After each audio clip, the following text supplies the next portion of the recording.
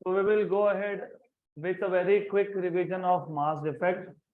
So I expect कि आपको mass defect अभी पता होगा. तो do you remember what is mass defect? What is mass defect? The difference in the measured mass of the nucleus and the sum of masses of the constituents is known as mass defect. So idea ये था, when we measure the mass of any nucleus, so because at this point of time हमको already पता है what are the constituents of a nucleus, so we already know कि nucleus के अंदर neutrons and protons होते हैं. So there are protons inside nucleus and there are neutrons inside nucleus. So what we expect is हमको इस nucleus का mass मिलना चाहिए ZMP, where Z is number of protons, MP is mass of each proton, plus NMN, where N is number of neutrons and Mn is mass of each neutron. तो ये है हमारा expected mass of the nucleus. तो जब हम experimentally measure करेंगे तो हमको इतना mass मिलना चाहिए, लेकिन हमको observed mass इससे कम मिलता है. इसका मतलब there is some mass which is missing, उसको बोलते हो mass defect. So remember, it is very simple idea and very interesting. इस पे questions भी बहुत सारे आते हैं. So it is seen that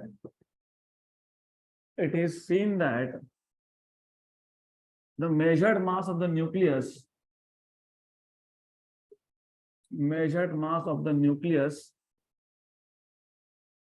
is less than or is smaller than, it is smaller than what? It is smaller than the sum of masses of nucleons या फिर of constituents of the nucleus,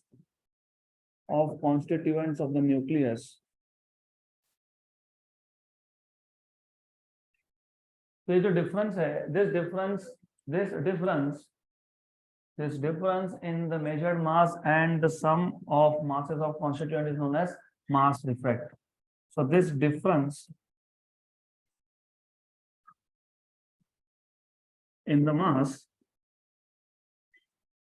in the measured mass, I know ये कल मैंने लिया था, लेकिन I have to repeat this क्योंकि अगले topic इसके साथ connected है, तो you have to first of all know this basic idea. So this difference in the measured mass and the sum of masses of constituents is known as mass defect. तो mass defect को हम denote करने के लिए delta M notation use करते हैं, और measured मास M था, एक्सपेक्टेड मास था ZMP प्लस NMN, इन दोनों का डिफरेंस आ गया मास डिफेक्ट. तो इसका मतलब जितना मिलना चाहिए था उससे कम ही मास हमको मिलता है. तो ये जो एक्स्ट्रा, ये जो मिसिंग मास है वो कहाँ गया वो समझेंगे थोड़ी देर से. We will understand in a while. Then number of neutrons is mass number minus atomic number. ये नोटेशन जरूरी है क्योंकि इफ यू रिमेम्बर मैंने आपको बताया था कि नॉर्मली हम लोग एलिमेंट को रिप्रेजेंट करते वक्त हम लोग सिर्फ A और Z ही डिनोट करते हैं. We do not write down neutron number. तो यू मस्ट नो यहाँ पे A नंबर होता है, यहाँ पे Z नंबर होता है. फॉर एग्जाम्पल अगर मैं ड्यूटेरियम लिख रहा हूँ तो आपको पता होना चाहिए कि इसमें न्यूट्रॉन कितने हैं 1, 2 - 1. तो not always neutron number will be given to you, दिया होगा नहीं भी दिया होगा तो आपको खुद को पता होना चाहिए. तो न्यूट्रॉन नंबर होता है A - Z.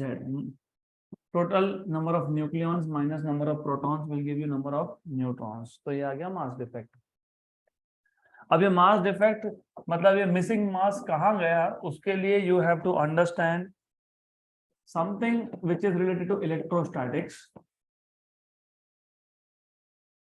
पहले हम इलेक्ट्रोस्टैटिक्स का एक कॉन्सेप्ट देखेंगे, क्विकली रिवाइज करेंगे and then we will see what is binding energy.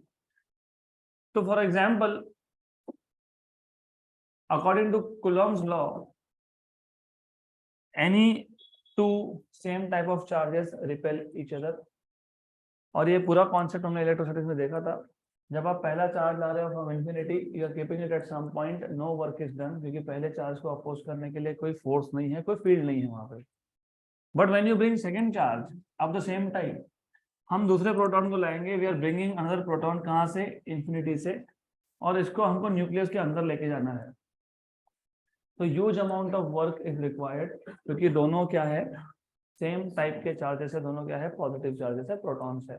तो proton proton will repel each other, तो हमको रिपल्शन फोर्स के अगेंस्ट में इसको मूव करना है, तो huge amount of work will be done, and work is energy which can neither be created nor be destroyed.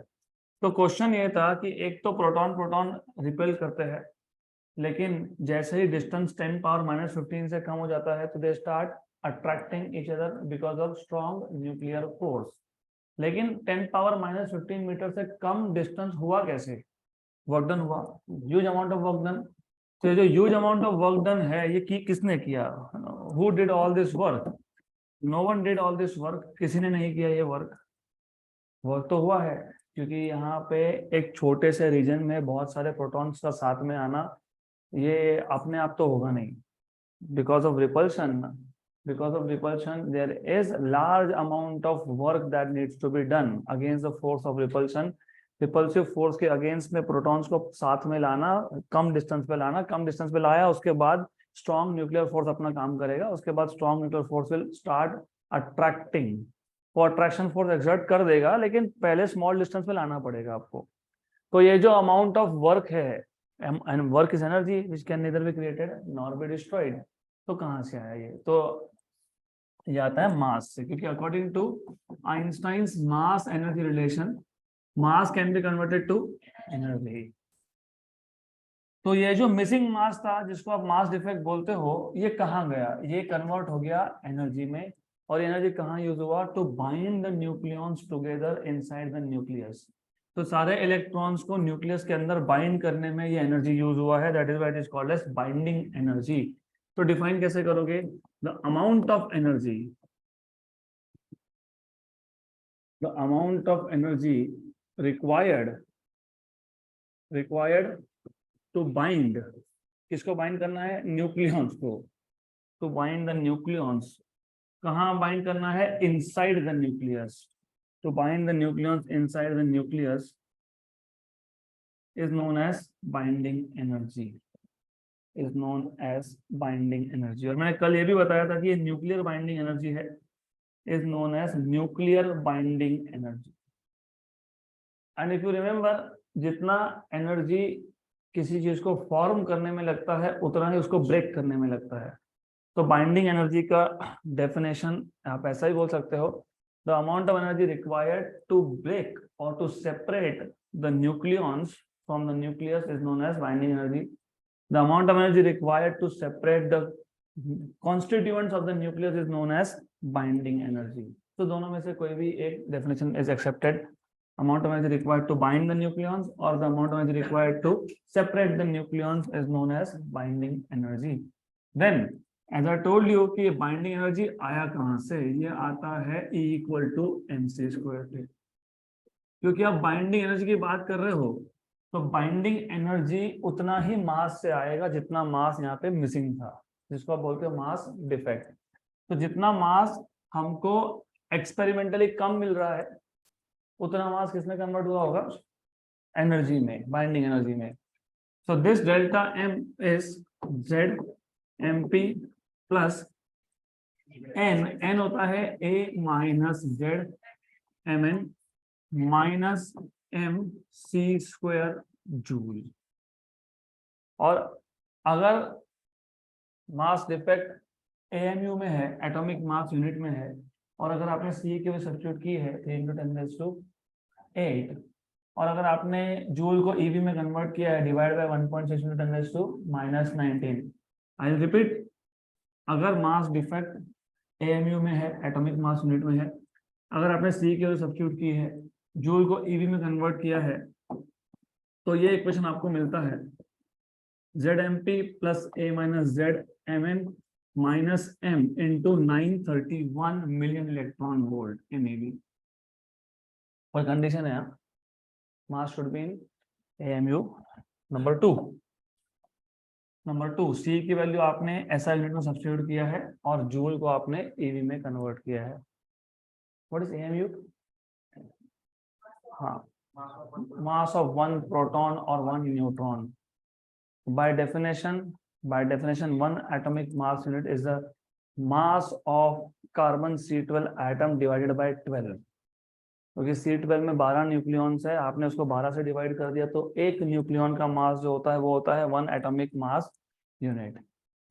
तो यहां तक हमने कल देखा था. If you remember we have studied up to this point. Now to go ahead,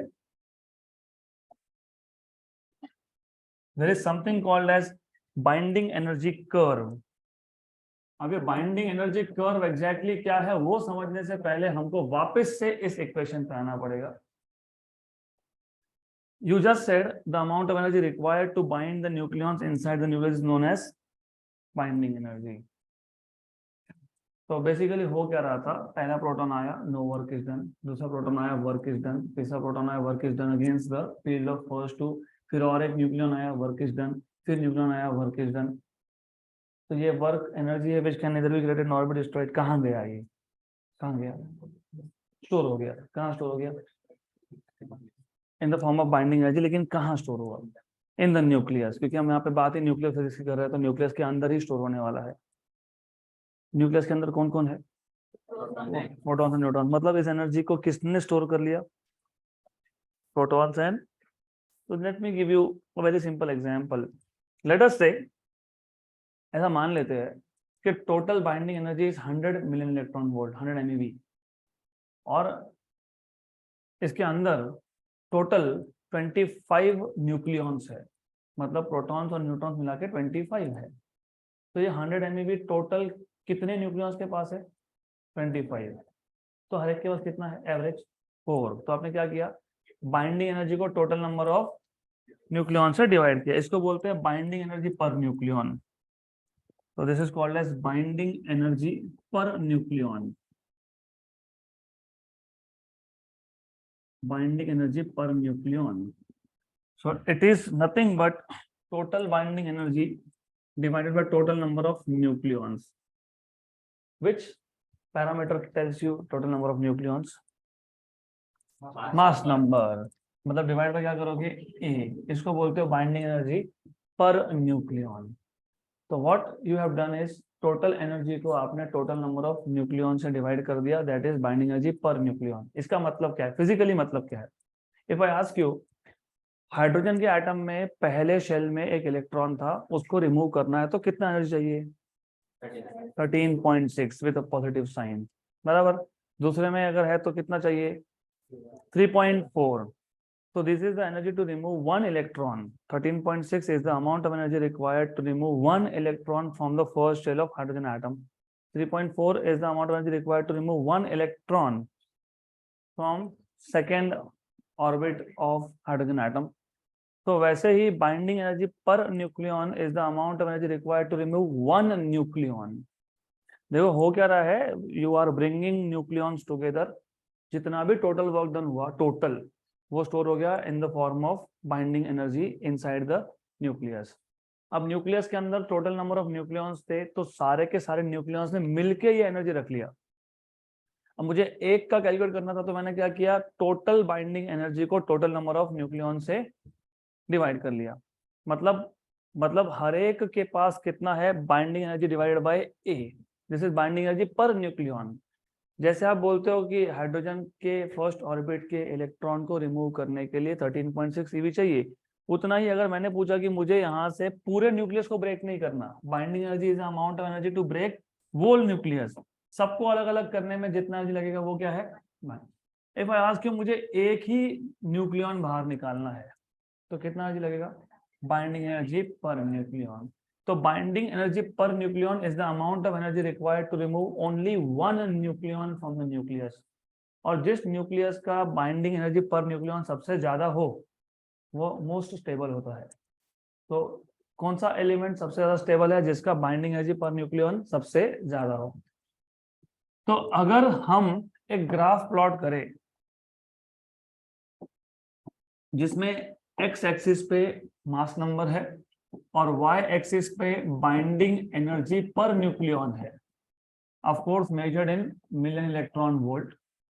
तो इस graph को हम लोग बोलते हैं binding energy curve. If you plot a graph of binding energy per nucleon against mass number, इसको हम लोग बोलते हैं बाइंडिंग एनर्जी कर्व। और अगर इसको आप अच्छे से स्टडी करोगे तो you will find this curve as,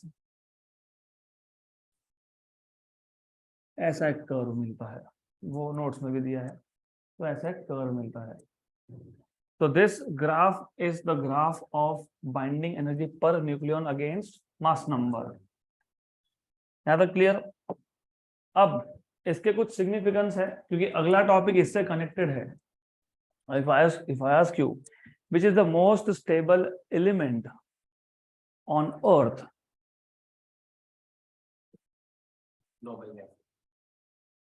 which is the most abundant and most stable element on earth, which is the most stable, most abundant and metal on earth?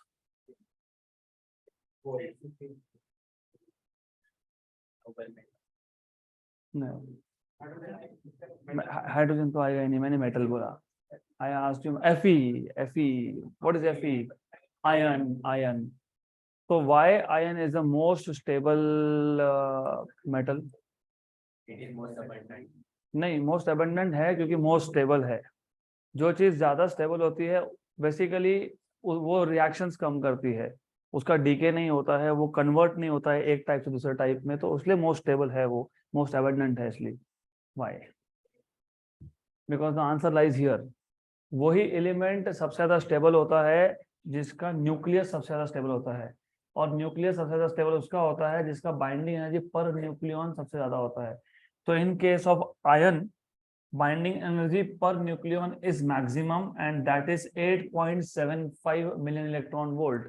तो एक न्यूक्लियॉन को रिमूव करना है तो 8.75 MeV amount of energy is required. तो most stable is iron. Then अगर आप इसका फर्दर स्टडी करोगे इस ग्राफ का, तो you will C mass number 30 से लेके तो मास नंबर 170 तक, मास नंबर 30 से मास नंबर 170 तक, you will see this is mostly flat. थोड़े से वेरिएशंस है, little bit of variations are there, लेकिन मोस्टली क्या है, ये फ्लैट है। 30 से कम पे अगर आप देखोगे तो binding energy per nucleon is very small, और 170 से ज्यादा देखोगे तो again binding energy per nucleon is less. तो इसका मतलब ये जो विंडो है, विंडो मतलब रेंज है, ए का रेंज है 30 से 170, ये मोस्ट स्टेबल एलिमेंट्स का रेंज है। This is the range of stable element. इसको स्टेबिलिटी रीजन भी बोलते हैं, मतलब ऐसे एलिमेंट जिसका मास नंबर 30 से 170 के बीच में हो, दोज आर स्टेबल। और जिसका मास नंबर ए से कम या 170 से ज्यादा हो, दोज आर अनस्टेबल। तो सबसे पहले तो ये पता होना चाहिए। सो it is seen that binding energy per nucleon for elements between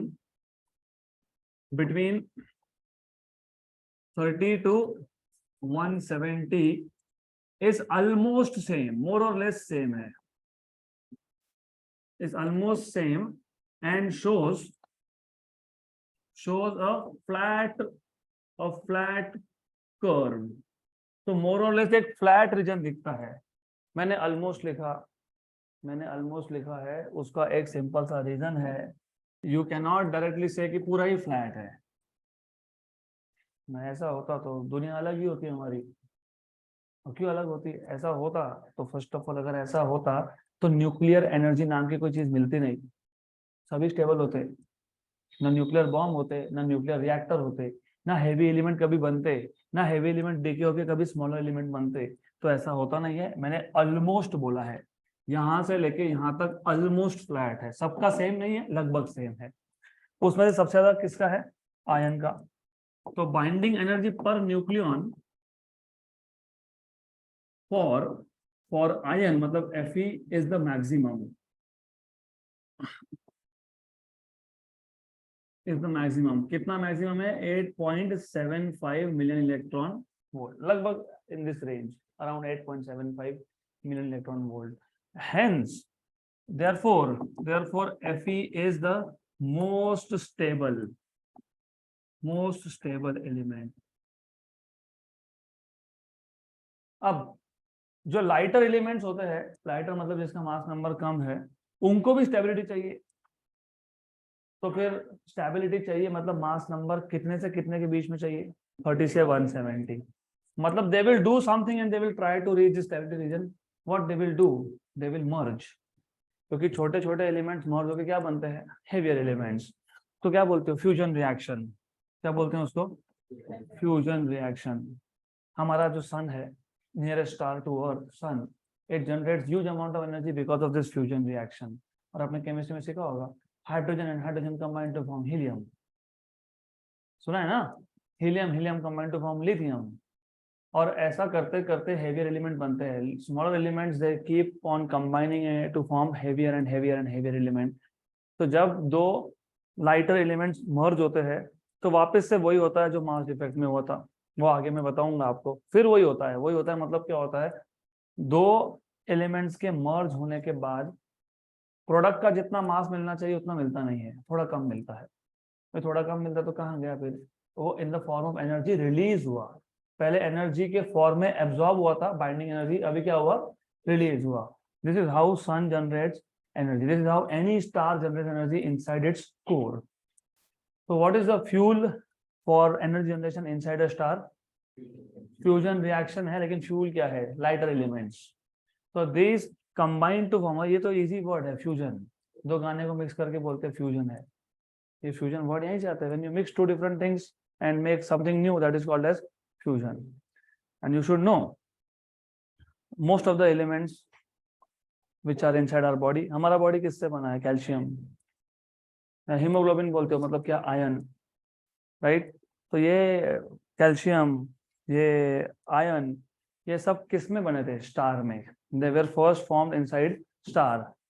तो वो लाइब्रेरी में जाके बैठने से कभी देख भी लिया करो, कुछ लिखा है उधर लिखा है मैंने, the ion in your body, the calcium in your body, everything was first synthesized in a star, और this is how they were made। Fusion होते होते, लेकिन आयन से ऊपर के एलिमेंट्स बनते नहीं है। क्यों नहीं बनते? look at this, it is having the maximum value of binding energy per nucleon, मतलब वो क्या है? मोस्ट स्टेबल है। तो by fusion reaction you can have only up to iron, क्योंकि वो मोस्ट स्टेबल है। अब इससे बड़ा एलिमेंट फ्यूजन से बन नहीं सकता। तो that is why smaller elements can merge to form bigger and bigger element only up to iron। Then तो ये थर्ड पॉइंट है, lighter elements मतलब कौन से? with a value less than 30 undergo fusion reaction। अब आपको पता है ये फ्यूजन रिएक्शन का मतलब क्या है? दे मर्ज टू फॉर्म सिंगल। तो मैं अभी डिटेल लिखूंगा नहीं यहाँ पे।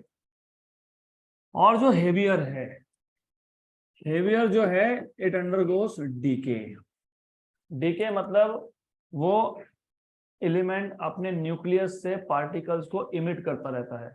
और ऑब्वियस भी है, क्योंकि अगर 30 से 170 के विंडो में आना है तो जो लाइटर एलिमेंट है उसको ए नंबर बढ़ाना है। तो वो क्या होगा? मर्ज होगा, फ्यूज होगा। और जो हेवी एलिमेंट है उसको अगर 170 से नीचे आना है, मास नंबर को 170 से कम होना है, तो it has to shed off मतलब it has to throw something out. तो उसको ए नंबर कम करना है। तो ए नंबर कम कैसे करेगा? Bye throwing some particles. वो क्या क्या है वो देखेंगे भाई, उसको बोलते हैं डीके। तो होता क्या है, इस प्रोसेस को बोलते हैं radio activity. For elements with Z number greater than 82, अभी कंफ्यूज मत करना, मैं यहाँ पे मास नंबर लिख रहा हूँ, वहां पे Z नंबर बोल रहा हूँ। For elements with Z number greater than 82, Z number अगर 82 है तो मास नंबर कम से कम 164 है। मतलब already you are in the regime of more than 160 170। तो Z नंबर और A नंबर अच्छे से पढ़ लेना, नहीं तो कंफ्यूज होता है। तो बोल रहे हो 30 से 170 तक स्टेबल है, फिर बोल रहे हो 82 से बड़ा। 82 से बड़ा क्या? Z नंबर, मास नंबर नहीं बोला मैंने। ये जो एलिमेंट होते हैं जिसका Z नंबर 82 से बड़ा है, example uranium, example thorium, example radium. What is mass number of uranium? 235. Mass number 238, 239, 235, 236, इस रेंज में होता है। मतलब they are highly highly unstable. तो ऐसे एलिमेंट्स क्या करते हैं? They keep on emitting some particles from the nucleus, और that process is called as radioactive decay. याद रखना, heavier elements with Z number greater than 82, they basically emit highly penetrating. What is the meaning of highly penetrating? Which can go inside a material up to a large distance. तो हमारे पास से कुछ radiation होते हैं, या जो ऐसे कुछ हमारे पास पार्टिकल्स है जो एक मटेरियल के बहुत अंदर तक जाते हैं, उसको बोलते हैं high penetration power. For example x-rays, they high penetration power. इसलिए तो आपके फ्लैश से पास होता है ना, हड्डी से पास नहीं हो पाता, लेकिन फ्लैश से पास होता है। तो ये जो अनस्टेबल न्यूक्लियाई है, अनस्टेबल एलिमेंट्स है, कौन से? With A number greater than 170, वो फ्यूजन तो नहीं करेंगे, तो वो क्या करते हैं? डीके करते हैं। So heavier elements with a number greater than 170 undergo radioactive decay. अब ये रेडियोएक्टिव डीके क्या है, उस पर हम आएंगे। पूरा एक टॉपिक है, इसमें 4-5 टॉपिक और है। तो सिर्फ इतना समझना है आपको, पहले कर्व को अच्छे समझ लेना है। Binding energy per nucleon versus mass number का कर्व है। A less than 30 is unstable, they undergo fusion reaction. 30 to 170 stable, most stable is iron. Greater than 170 is again unstable, they are heavier element. उनको stable बनना है तो they have to throw out some particles from their nucleus, that is called as decay. तो ये 4 points आपको पता होने चाहिए। मैंने नोट्स में एक आधा पॉइंट एक्स्ट्रा भी लिखा होगा, बट ठीक है, दिस 4 पॉइंट्स आर इम्पोर्टेंट। अगर इतना समझा है तो आगे समझ में आएगा कि व्हाट इज रेडियो एक्टिविटी और डीके हुआ क्यों। तो पहले तो बताओ डीके किसका होगा? Heavier elements, to be precise more than 170 mass number. एक एग्जांपल लेता हूं सिंपल सा। लेट अस से हमारे पास एक एलिमेंट है जिसका मास नंबर 240 है। स्टेबल है क्या? नहीं। तो वो अगर खुद को 2 पार्ट में डिवाइड कर ले तो मास नंबर कितना कितना? 190. स्टेबल हो गया क्या? ये नहीं हुआ। 120 इज नॉट स्टेबल, तो 120 इज स्टेबल, राइट? तो this is just a simple example of decay, जिसमें एक न्यूक्लियस स्प्लिट होता है इनटू 2 न्यूक्लियस और 1 न्यूक्लियस एंड पार्टिकल। एक न्यूक्लियस खुद को 2 न्यूक्लियस में स्प्लिट कर सकता है, या फिर किसी पार्टिकल को भी इमिट कर सकता है। एग्जांपल दोनों का एक एक एग्जांपल लेंगे, will take 1 example of each. तुम भी स्प्लिट कर लो खुद को। Very good, you are highly radioactive. You keep on emitting sound waves, not like emissions here.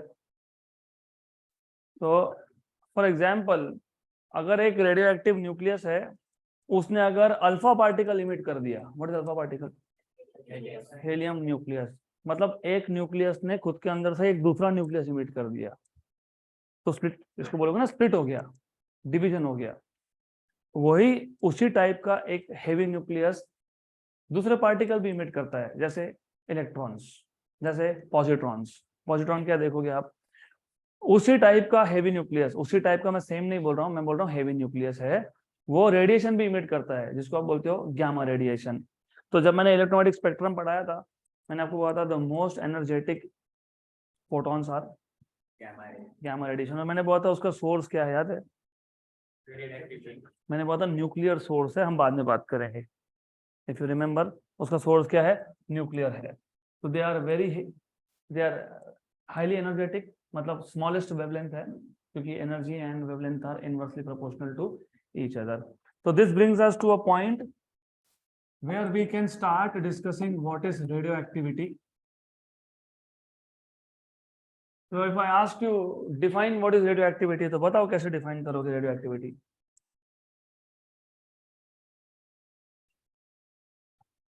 So heavier elements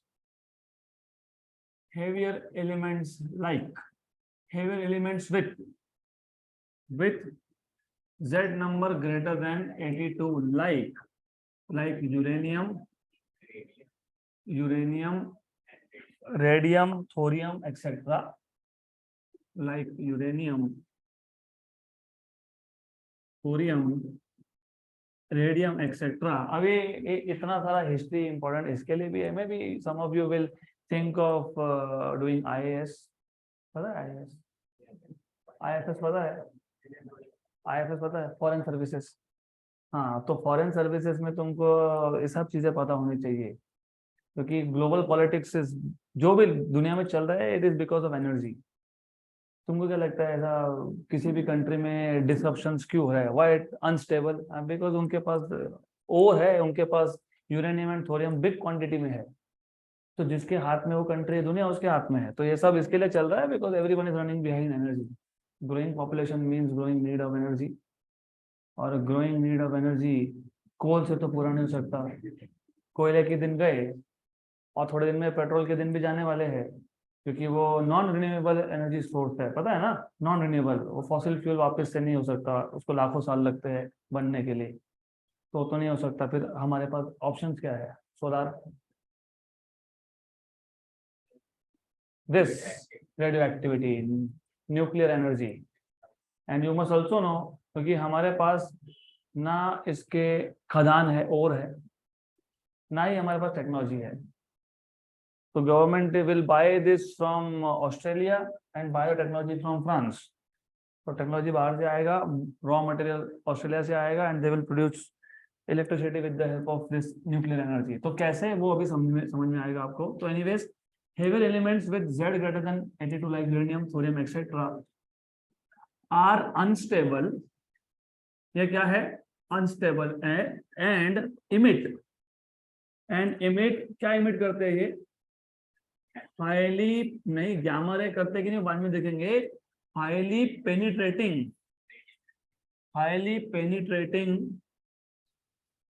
and invisible radiations.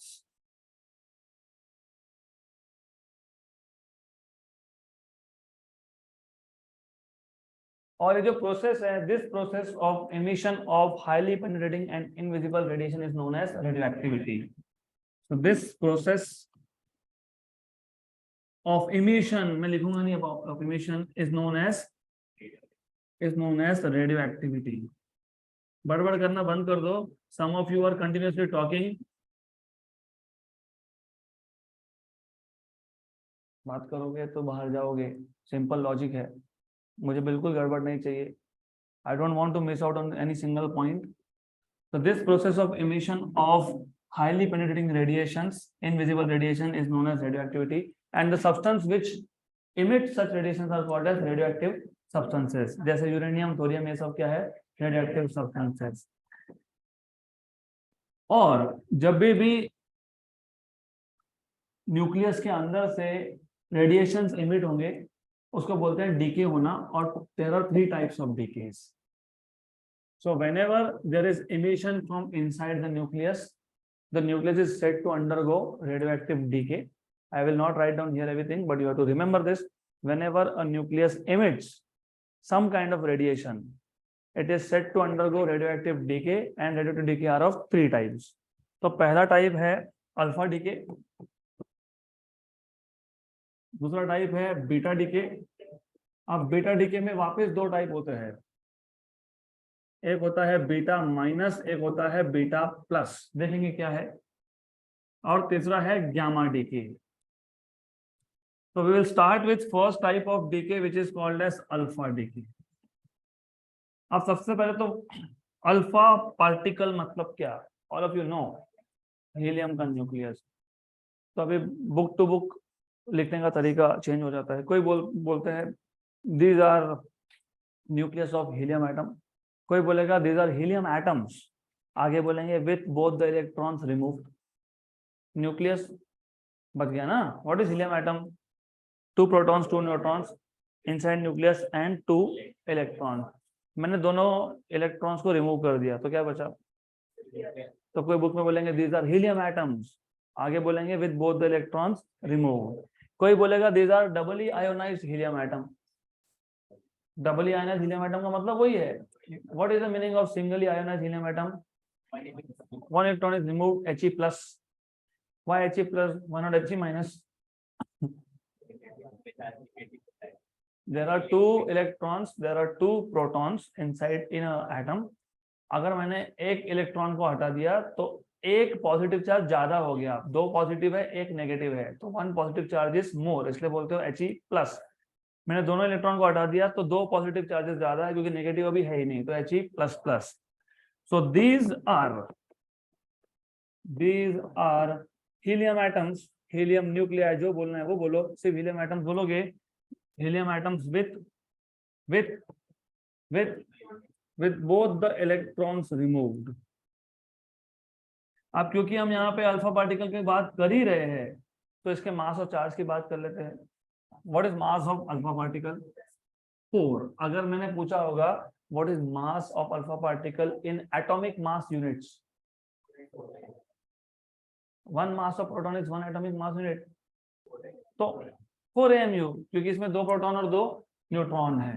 तो mass of alpha particle is 4 atomic mass unit. या फिर अगर kilogram में पूछा होगा, ऐसा मैंने पूछा होगा, 1 atomic mass unit is mass of 1 proton, 1.67 into 10 raised to -27 kilogram. 1.6 into 4 is 6.4 roughly, तो roughly 6.4 into 10 raised to -27, ये अप्रोक्सीमेट है। 6.64 ऐसा लिखा होगा कहीं, तो 6.64 है ना एग्जैक्ट। मैंने इसलिए पहले वाला रफ कैलकुलेशंस है, मैं नॉर्मली इसको लेता ही नहीं हूँ, तो मेरे लिए 6.4 है। एग्जैक्ट करना है तो 6.64 है, जो भी है I don't care. What is charge on alpha particle? 2 times of charge on proton. What is charge on each proton? 1.6 into 10 raised to -19, मतलब 3.2 into 10 raised to -19 coulomb। Property number 2, alpha particles are positively charged particles and hence they are deflected by electric and magnetic fields। तो जब ये electric magnetic field से पास होंगे तो इनका क्या होगा? डिफ्लेक्शन होगा। डिफ्लेक्शन मतलब they will not be able to go along straight line, they will basically bend, वो नेगेटिव टर्मिनल की तरफ बेंड होंगे। तो since they are positively charge particles, since they are positively charged particles, they are deflected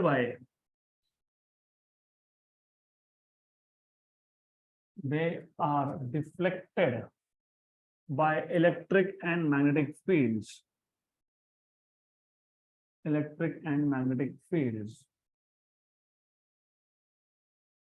then हमने बोला highly penetrating मतलब high energy मतलब high velocity. So when they are emitted with high velocity. कितना high velocity? Ranging from 1/100th of speed of light to 1/10th of speed of light।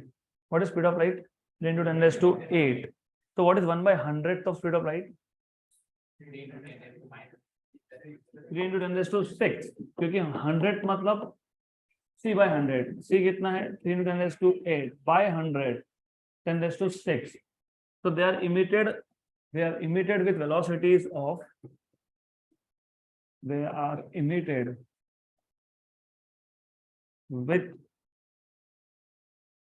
with velocities ranging from C/100, 1/100 to 1/10th of speed of light।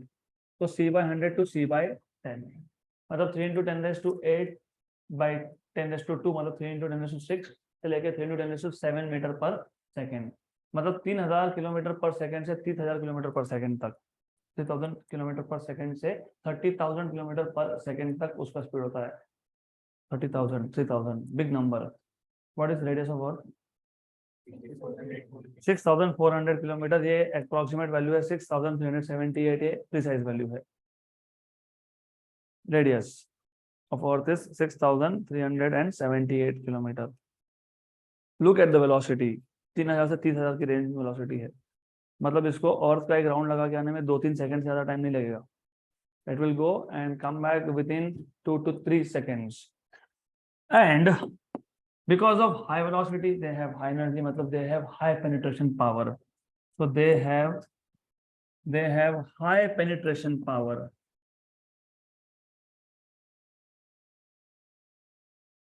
So they can penetrate to few millimeters inside a material. सबसे ज्यादा penetration power होता है gamma radiation, 25 centimetre तक भी जाता है वो. Then they can ionize gas, so they have high ionization power. What is the meaning of ionization? Energy required to remove the electron. अब सपोज इमेजिन मेरे पास यहाँ पे एक गैस था, मे बी इनर्ट गैस हो, जो भी हो, मैंने यहाँ पे एक सोर्स ऑफ अल्फा पार्टिकल रख दिया. यहाँ से alpha particles are being emitted with very high velocity, मतलब they are like bullets with very high velocity. ये गैस में क्या है? एटम्स है. एटम्स के सराउंडिंग में क्या है? इलेक्ट्रॉन्स है. तो जब इलेक्ट्रॉन्स रिवॉल्व हो रहे हैं, वहां से एक अल्फा पार्टिकल आया, कोलिजन हुआ, there is transfer of energy from alpha particle to electron and electron is knocked out. मतलब उसने गैस को क्या किया? आयोनाइज कर दिया. तो they have high ionisation power. They have high ionisation power, या आप ऐसा ही बोल सकते हो, they ionise gas when pass through the gas. They have high ionisation power. Then कुछ पॉइंट्स मैं स्किप करूंगा उसमें से, because they are not really important. I just discuss what are important points here.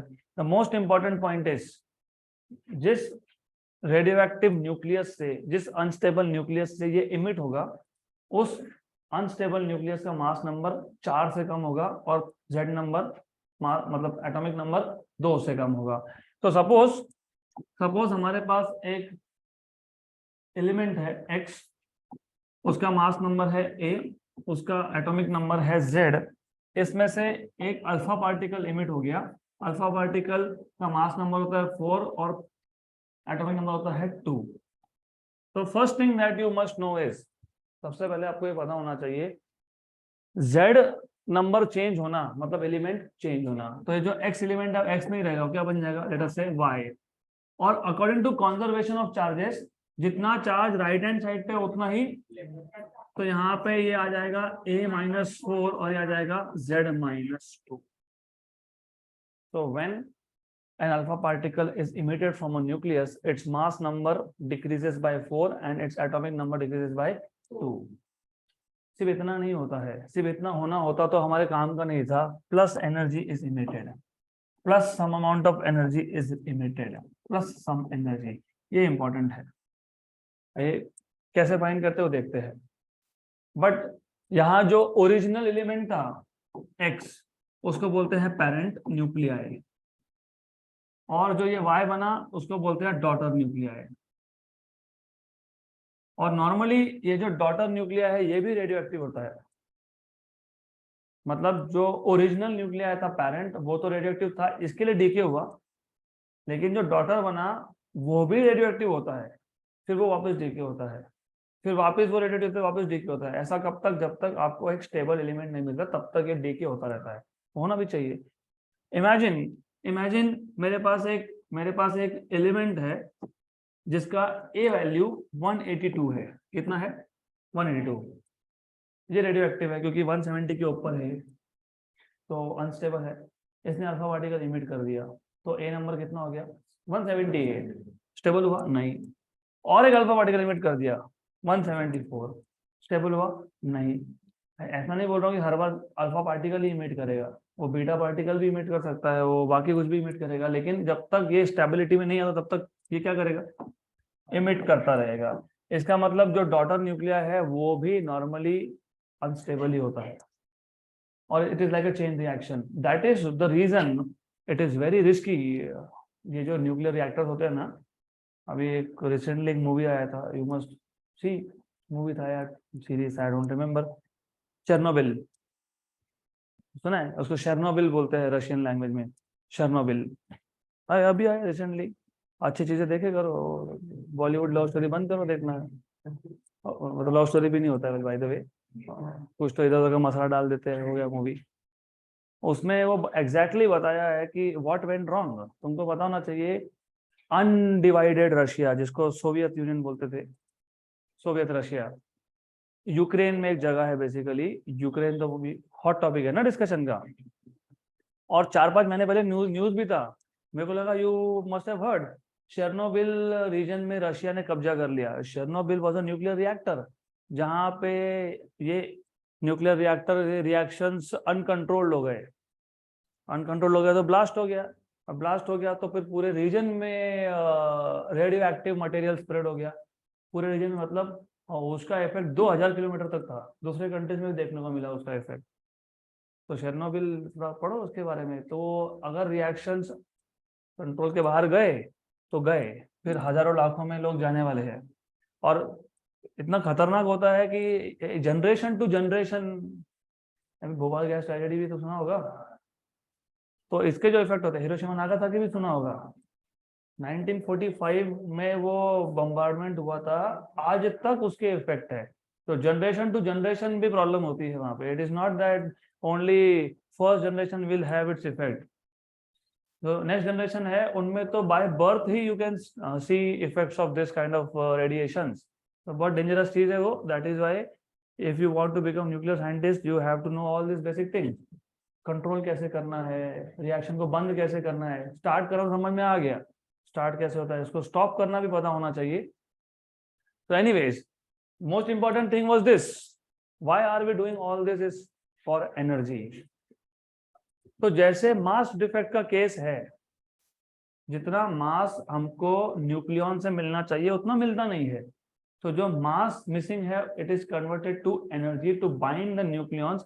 यहाँ पे एक्सपेक्टेड क्या था? Expected ये था कि जितना मास पेरेंट का है उतना टोटल मास किसका है? प्रोडक्ट्स का है। प्रोडक्ट मतलब कौन? Daughter plus plus alpha particle beta particle जो इमिट हुआ होगा वो।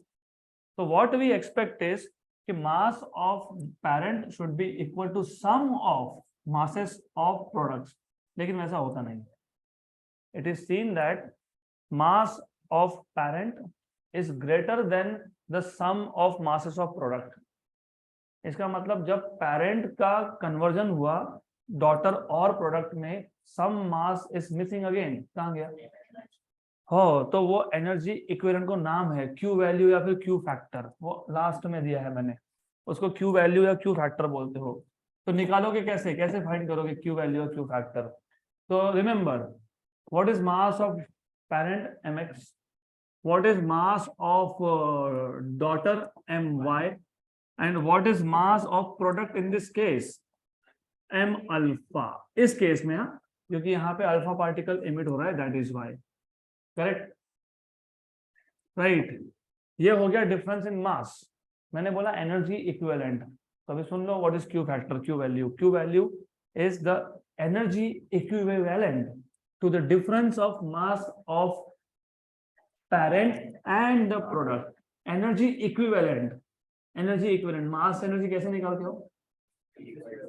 mc square. तो किससे मल्टीप्लाई करोगे? ये हो गया क्यू फैक्टर। तो यही इक्वेशन दिया होगा आखिरी में क्यू फैक्टर, क्यू वैल्यू में mx माइनस my, और ये ब्रैकेट ओपन करके इधर भी माइनस कर दिया होगा, माइनस m अल्फा, क्योंकि मैं अल्फा डिके की बात कर रहा हूँ इसलिए m alpha into c square. This is called as Q value.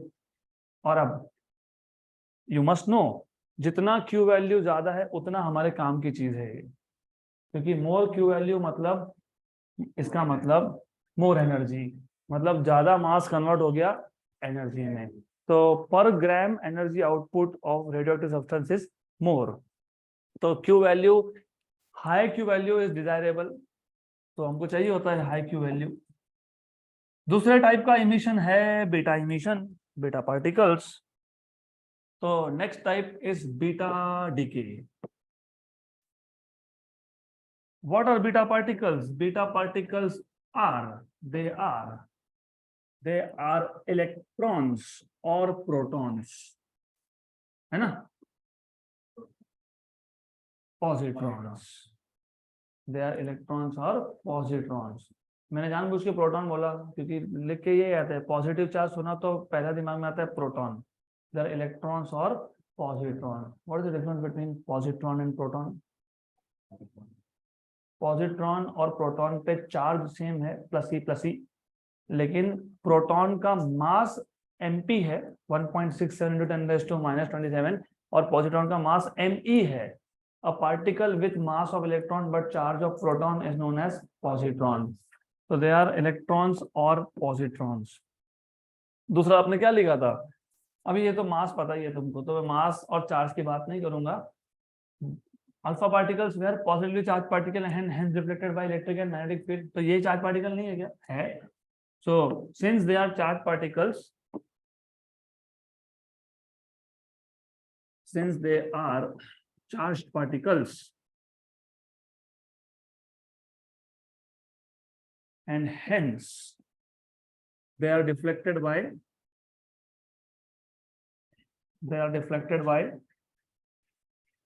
electric and magnetic fields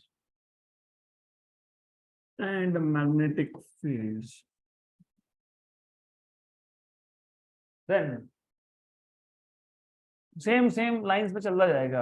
They are emitted with velocities ranging from c/100 to c/10. They are emitted with velocities of approximately 99% of speed of light. 99% of speed of light के according चलता है वो। 99% मतलब कितना? 3 into 10⁸ into 99/100. What is 99 3 297, मतलब 2.97 into 10⁸ meter per second. Very high, extremely high. So they are emitted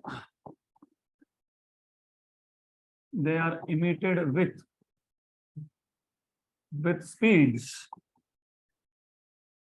of approximately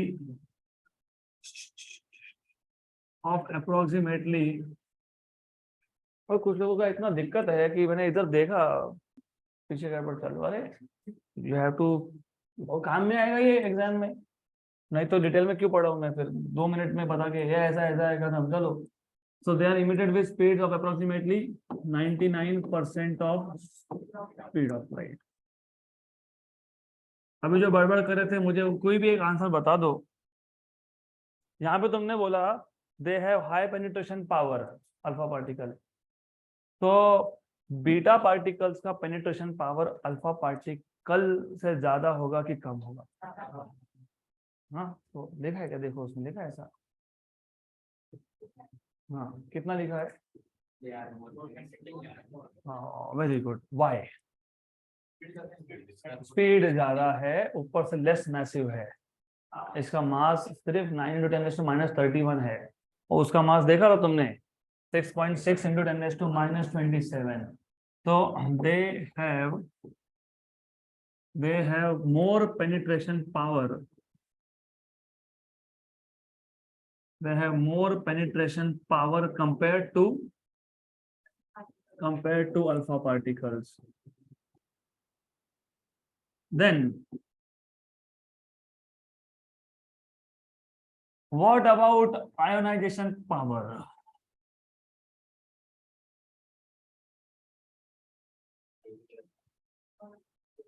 नहीं, ionise तो करेंगे, क्योंकि यहाँ जो पुराने ट्यूबलाइट्स थे उसमें हम इलेक्ट्रॉन ही तो यूज करते थे।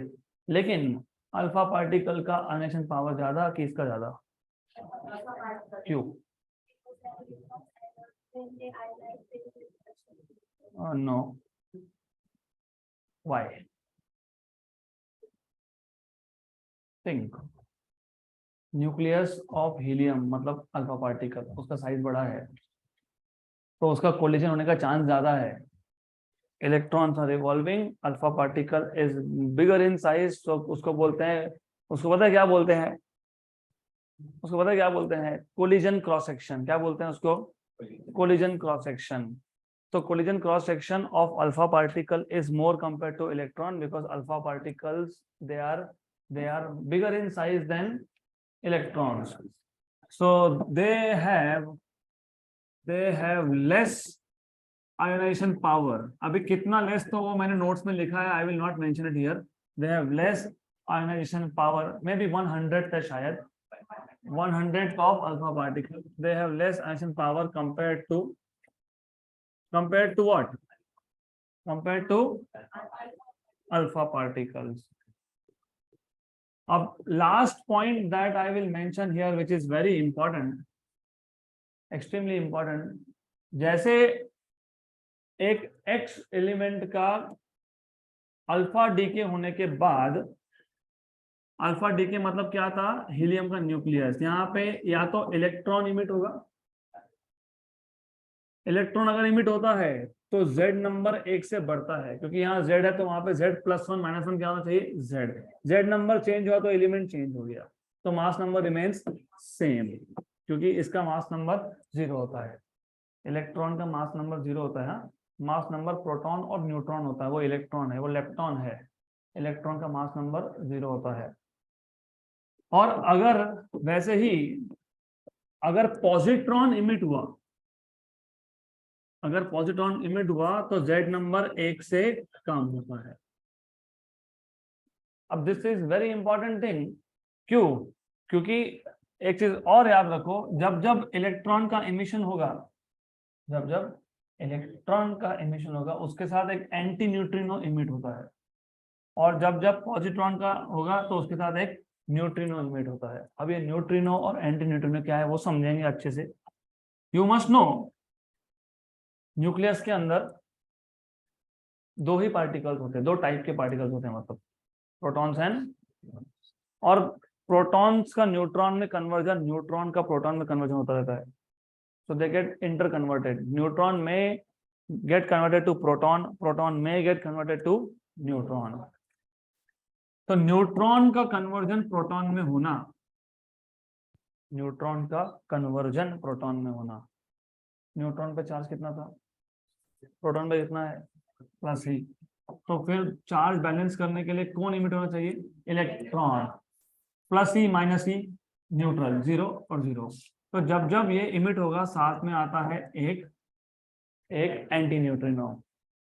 अब ये क्यों है, बेसिकली यू मस्ट नो, अब तक तुम बहुत बेसिक लेवल के चीजें सीखते हो, जैसे दो मासेस है तो ग्रेविटेशनल फोर्स है, दो चार्जेस है तो इलेक्ट्रोस्टैटिक फोर्स है, but when you study higher level physics you will understand one thing, ये जो इंटरेक्शंस होते हैं ना, force between any two things, interaction, it is because of exchange of some particles.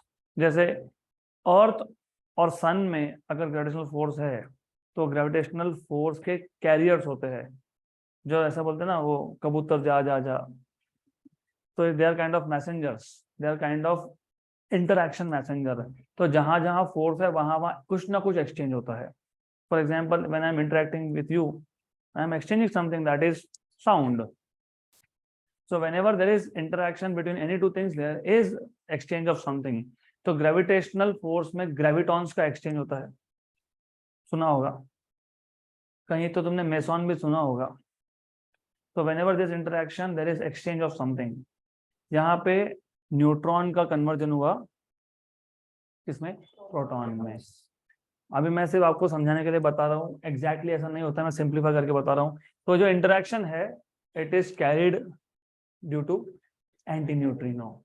Similarly जब proton का conversion होगा neutron में, proton +1 charge है, ये 0 चार्ज है, तो साथ में कौन जाना चाहिए, पॉजिट्रॉन। प्रोटॉन का कन्वर्जन न्यूट्रॉन में तो साथ में कौन गया, positron, and along with that you have a neutrino.